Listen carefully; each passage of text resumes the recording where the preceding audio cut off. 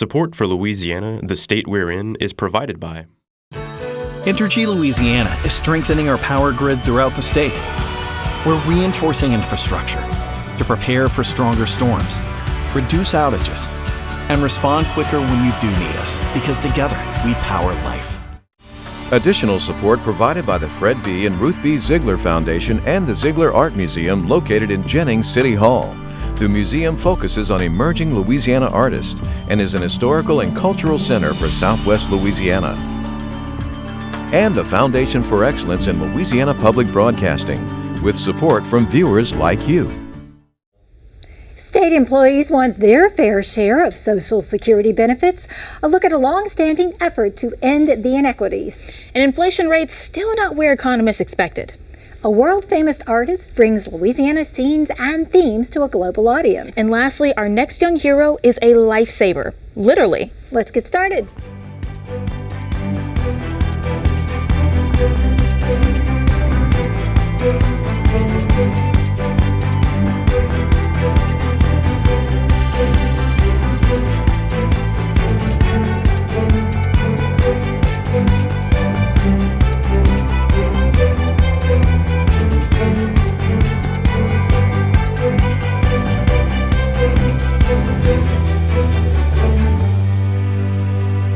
Hello everyone, I'm Karen LeBlanc. And I'm Kara St. Cyr. Much more on those top stories in a moment on this week's edition of Louisiana, the state we're in. But first, a long-standing push for fairness in Social Security payouts is gaining traction in Congress.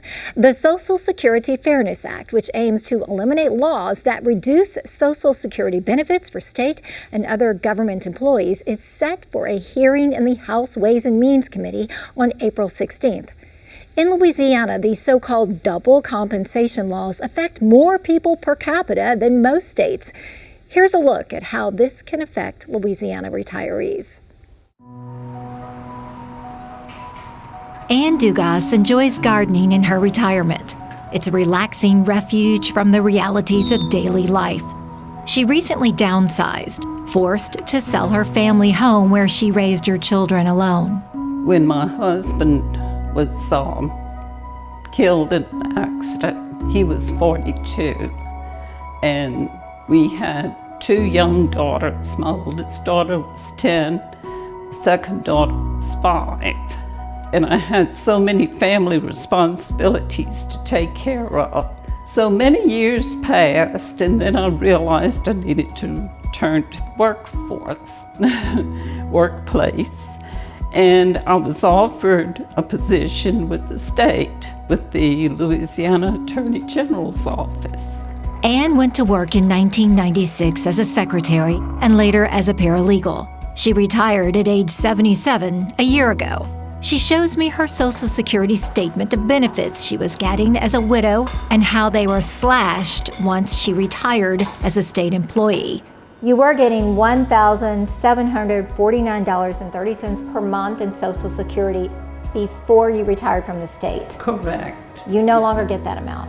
It's all been eliminated since I retired, yes. How much are you now getting from Social Security? Well, since I do have my quarters with Social Security, I was able to claim Social Security under my name. But by the time you back out everything, you're actually getting $475.10 a month.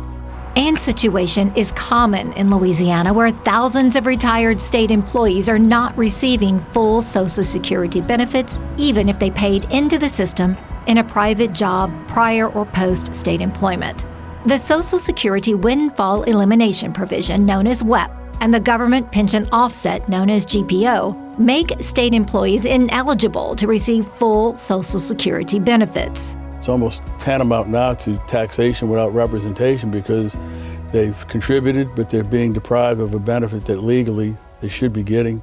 Frank Jobert is a retired state employee who worked for 30 years with the Department of Corrections. He now serves as the Legislative and Governmental Affairs Director for the Retired State Employees Association, advocating for the Social Security Fairness Act, first introduced in 2002. The proposed legislation repeals WEP and GPO.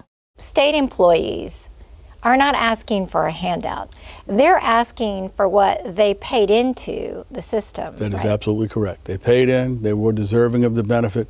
Had the law not changed. But the logic seems robbing Peter to pay Paul. Exactly. It's exactly what it is. They're taking money from one set of individuals or group and just giving it to the other one. And of course there is a cost to fixing it because they're not giving the people credit for what they've contributed to the system. The Social Security Fairness Act sits in the House Ways and Means Committee. Louisiana lawmaker, Representative Mike Johnson, has authored a resolution to force a vote on the House floor. When it's time for them not to reap benefits, but to get what they've paid in, they're told that because you chose a profession of public service, you're going to be treated different than everybody else, and you're only going to get a small percentage of your Social Security. That's not wrong. That's a crime. That is a legalized theft of what people have contributed. Congress passed the legislation in 1983 during the Ronald Reagan administration. Lawmakers were trying to shore up the Social Security system to keep it solvent. Congressman Garrett Graves has 311 co-sponsors out of the 435 House members. A companion Senate bill has more than half of the 100 senators as co-signers. It was a flawed drafting of the law back in the late 70s and early 80s. Folks have been trying to fix this for 40 years, and they've gotten pretty much nowhere. We are near a high water mark for the most progress ever on this bill. If you add up everybody in all 50 states that are affected, Louisiana is one of the most affected in the country. Its biggest obstacle is the cost to the Social Security system, which by its own estimates anticipates depleting its trust fund reserves by 2037. Unlike those other items they've spent trillions of dollars on, these people have already paid into the system, and but for their contribution, it would already be bankrupt. Anne is the face of hundreds of thousands of Louisianians penalized by WEP and GPO. She testified in a November 2023 Social Security Subcommittee field hearing on Social Security's disservice to public servants. It is just very unfair to so many people. It really hits hard at a time when you really need it. From hashtags to headlines, here's what's trending this week. And it was storms. State offices were closed. We actually got the day off. We did. I don't know if that was such a good thing, just because there were 3 tornadoes that touched down in Louisiana. In fact, this morning, the Louisiana Department of Health reported that there is 1 storm-related death in Rapides Parish. But how did you fare during the storm? Well, I mean, I was woken up early in the morning by very strong winds. And of course, I could hear that outside of my window. And it didn't quite sound like hurricane type weather, but it was still very nerve-wracking. So I'm really not surprised they had all of these tornadoes. And actually, that was something that I was very paranoid about while I was waiting the storm out. How about you? Well, same thing. I woke up to wind howling. The wind was really the scary thing for me, not so much the rain, right? But there is some silver linings to this. Some community organizations and companies are stepping up. U-Haul, a company of Southern Louisiana, is providing free 30-day storage for New Orleans residents affected by the storm. I thought that was really nice. Yeah, so that's definitely a nice thing to do. Always a nice thing to see the community step up. All right, so shifting gears, it is festival season. This is something Louisiana does really well, is festivals. We've got hundreds. Starting with this weekend, it is the French Quarter Music Festival. Yes, French Quarter Music Festival is always exciting. You can always see amazing artists. And of course, there are so many really awesome vendors there. But I mean, French Quarter Fest is going to be especially exciting for you, isn't it? Yeah, so I will be interviewing Amanda Shaw, one of our very own famous musicians. She'll be performing at the French Quarter Fest, but she'll also appear on next week's episode of Louisiana Speaks. All right, so make sure you want to tune in for that. And of course, speaking of New Orleans, I wanted to bring this up. So Food and Wine magazine named New Orleans as the number 2 food city in all of the United States. Now, the number 1 was New York City, and I have to disagree with that. I think it's, I don't really think it's a competition. New York City is very upscale, Michelin star, dare I say, a little pricey. The great thing about New Orleans cuisine and Louisiana cuisine in general, that's like one of our greatest natural resources is our food. So I agree we should be number one. I think we should be number one because I've been to all of these other places that were on the list, and I'm not saying that they weren't good before people attack me. I'm just saying that we do it better. And I gotta say, New York City cannot cook a gumbo or an etouffee like New Orleans or Louisiana can. They absolutely cannot. But, speaking of food, on a more serious note, a lot of people are worried about food prices and how much it costs to go to the grocery store. Consumers are still feeling the burn of inflation 4 years following the pandemic. While rates did drop significantly in the past 2 years, a new economic report shows that rates still haven't quite reached that benchmark experts were hoping for. I sat down with LSU economist Dr. Deck Terrell. Take a look. I just wanted to say thank you so much for joining us, and we appreciate your time. Well, thank you for inviting me. We're going to start with these questions. So in March, consumer prices came in at 0.4% over the previous month and 3.5% above March of last year. That's above economists' forecasts. So these numbers sound pretty scary. Does this mean that efforts to cut inflation have stalled?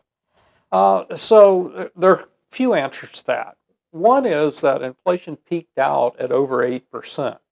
So it really shouldn't be scary. However, what I would say is that it is a signal that inflation is going to be a little bit more sticky than we might have anticipated. Correct. Since COVID, if we had been at 2% inflation, most things would be up by about 8% over the prices in March 2020. Today, if you look at the prices of food, whether it be in-home or out at restaurants, they're up about 25%. So that means when someone goes to the grocery store or if they go to a restaurant, they're paying a lot more to eat. If you look at prices of used cars and trucks, they're up by even more than that. And regular people can definitely feel that, especially here in Louisiana. You're mentioning just everyday prices going up, but this report also specified how housing and energy prices are largely to blame for higher inflation numbers. Both are already really big topics here in Louisiana. Is this report more bad news for people in our state specifically? I think it's bad news for people who struggle month to month because in that CPI, it's a market basket of goods and services, is what we tell our students. For wealthy people, it's a big benefit that the price of television sets is going down. I mean, you can get a 75-inch television for much less than you would pay back pre-COVID. On the other hand, your rent is a lot more. Your gas is a lot more. Your food is a lot more.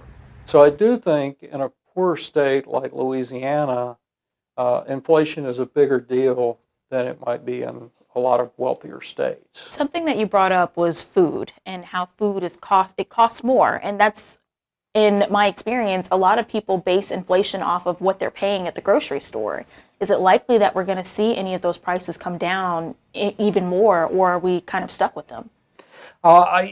Even if inflation goes down, you don't see prices go down. So inflation going down means the rate of growth in items goes down.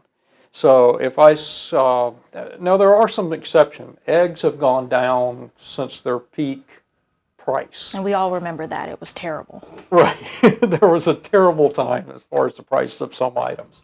But the overall prices of food are higher than they were, and they're likely to continue to go up. A new report says that, a single person would need to make $96,000 a year.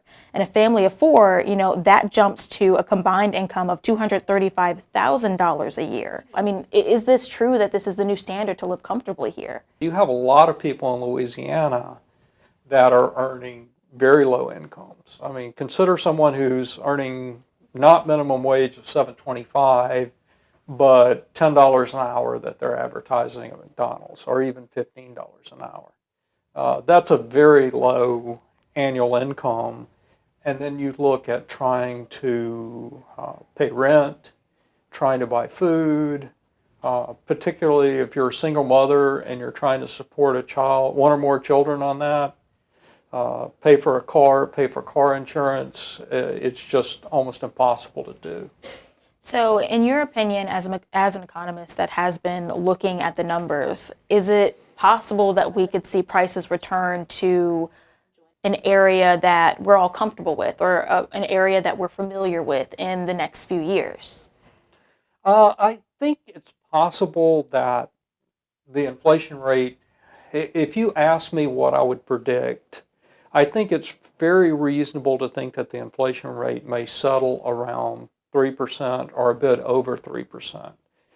Now, that's not getting back to 2% price growth, but that's not as bad as 8 or 9%, which is the worst inflation we saw. That's really generated these really high prices that we're seeing right now. So it's safe to say that the inflation conversation is going to stick with us Americans for a while now, but thank you so much for sitting down with us and talking through. You're welcome. Talking through it. All right, thank you. Artist Hunt Slonem is a huge name in the art world. The graduate of Tulane University calls Louisiana his second home when he's not creating in his New York City studio. Hunt's art brings Louisiana scenes and themes to a global audience through international art shows, galleries, and collectors. I joined the artist for a tour of his new exhibit at the Cabildo Museum in New Orleans.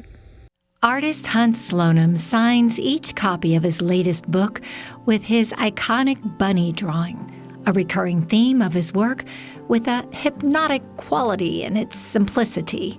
Doing the rabbits became like calligraphy to me. I call these my studies, and I started singling things out of earlier paintings such as the rabbits and doing individual studies. The artist is a critical and commercial success with close ties to Louisiana, his second home. His signature bunny paintings belong to a prolific body of work on display at the Cabildo in New Orleans in a retrospective. I have to start by saying that everything in the show is owned by people in Louisiana. We didn't bring anything in for this show. So it's not only a survey of my work, but it's also a survey of what's been collected in the state. So that's a very important fact to consider, how much support I've had here and what a difference it's made in my life. Walls are filled with artwork depicting birds, bayous, and bunnies, popular subjects in Hunt's art, especially the rabbits, which appear in art, sculpture, fabric, and wallpaper. I started putting rabbits at the feet of the saints, among other animals. That's where I first remember painting them. I could not swing contemporary frames, so I went to the flea market all the time and came up with antique frames for most of the work. I started painting paintings for the frames, which these were originally Victorian photo portrait frames. This juxtaposition of colorful whimsy, framed by a nod to the past, has evolved into other iterations of the bunny, including diamond dust paintings and works in resins, neon, and light boxes. So this is about a 35-year use of one of my easels. When I crosshatch, I flick paint off of the painting and it winds up on the easel. 35 years. Hunt splits his time between his New York studio and Maidwood, one of several historic homes he refurbished. He's owned 3 in Louisiana over the past 25 years. Hunt says Louisiana is his muse, but he prefers to creatively recharge when visiting rather than create. Well, one of my favorite things about Louisiana is live oaks and Spanish moss. So I guess the plant form of Louisiana is very unique and completely memorable. Louisiana is a lifelong subject in Hunt's storied career, starting with his days at Tulane University, where he first fell in love with Louisiana's architecture and history. Cross-hatching that you talked about. This is a sugar refinery of Albania Plantation? Yes, and it doesn't exist anymore, but it was owned after the Grevenberg family. Today, Hunt Slonem's works are collected and shown worldwide. His use of color and ever-evolving techniques and art forms resonate in the art world. I'm looking at the bird paintings and I see repetition, which is a signature of your work. What's the subtext of this repetition? Well, to me, repetition, all divinity is kind of repetition, the rosary, the mala, mantras, repeating things, you kind of become one with them.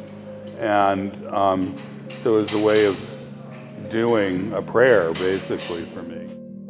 Hunt's name recognition doesn't come from his signature, but rather a sentiment, a certain style and a look, recognizable as distinctly Hunt Slonem. It's why he doesn't sign the front of his artwork, a calculated gesture calling attention to the work itself. I prefer not to say more and let the work speak for itself. The artist's idiosyncratic interests continue to propel him in new directions. Hunt says he was born under the sign of the bunny in Chinese astrology, an enduring subject of his art with bigger things to come. I just feel like I'm at my best when I'm on a very large scale. I've done 100-foot paintings that have never been shown. I wanted to show more and more new places. Just, experiencing the world has always been part of my work. Hudson Mobley's family and friends describe him as a self-motivated and dependable young person with an eye for the arts. He's captain of the swim team, manages a girls' basketball team, and plans to study biomedical engineering in college. But perhaps one of his greatest achievements happened when he was just 16 years old. He saved a man's life. Take a look at this week's Louisiana Young Hero.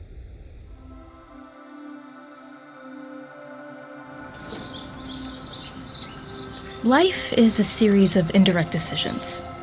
Some lead to inconsequential outcomes, but others dramatically shift the trajectory of your life. For Hudson Mobley, that decision would start with swimming. When I was in 6th grade, I didn't do any extracurriculars. I was just kind of a student, and I wanted to do something, so I decided to join the swim team with a couple of my friends. It's really changed my life. I've done it for so many years.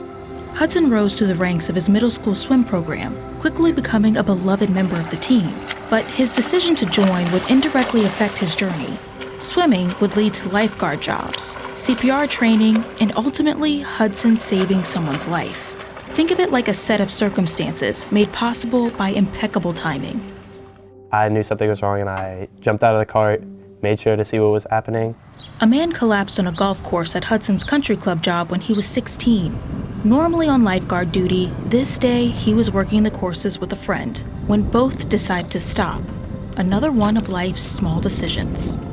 You're walking up, there's all of these people that are crowded around this man. What did he look like at this point? He was laid down. They put something under his head to make sure he wasn't concussed or anything. And he couldn't breathe. In this moment, everyone around Hudson was terrified. The man was older and suffering from cardiac arrest. It wasn't clear when the ambulance would show up, so Hudson drew deep within himself, searching for knowledge that could help. Lifeguard training came to mind.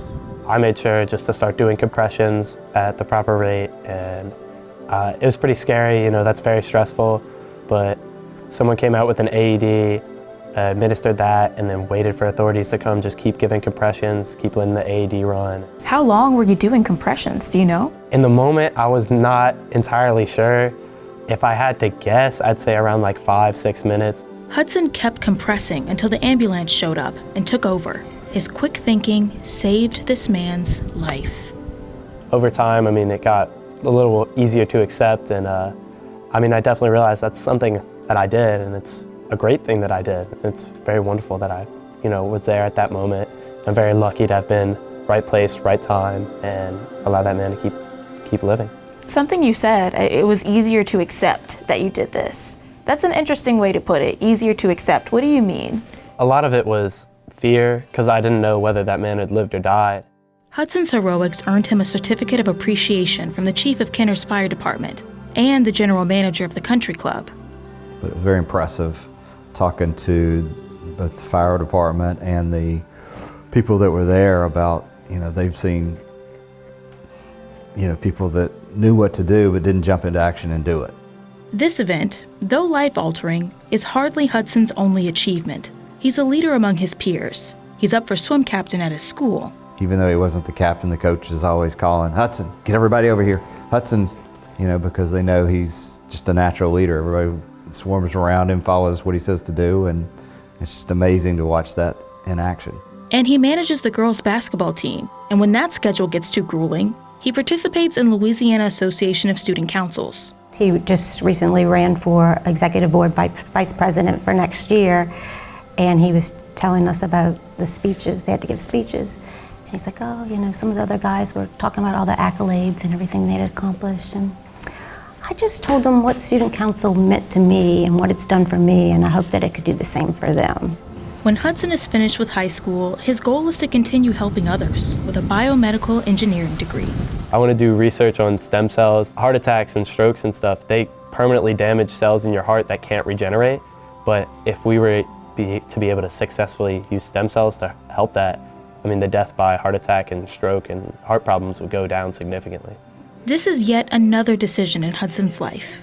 Who knows where it'll take him this time? But if his past is any indicator of his future, it's definitely a bright one. And, Hudson is a really great kid. I can't imagine saving somebody's life at just 16 years old. And, he said that was really difficult for him to work through. So I'm glad he was able to get through it and go on with his life and do incredible things. And what a great series, honoring our young heroes, younger kids that really deserve the recognition, doing amazing things. So I love what you're doing with this series. Yes, and we've got more to come. Now, LPB's Louisiana Young Heroes program is presented this year with the generous support of the East Baton Rouge Parish Library and the Gail and Tom Benson Charitable Foundation, with additional support from Community Coffee, the U.S. Army Baton Rouge Recruiting Battalion, Demco, McDonald's, and Origin Hotel, Baton Rouge. That's our show for this week. Remember, you can watch LPB anytime, wherever you are, with our LPB app. You can catch LPB news and public affairs shows, as well as other Louisiana programs you've come to enjoy over the years. And please, like us on Facebook, X, and Instagram. For everyone at Louisiana Public Broadcasting, I'm Karen LeBlanc. And I'm Kara St. Cyr. Until next time, that's the state we're in.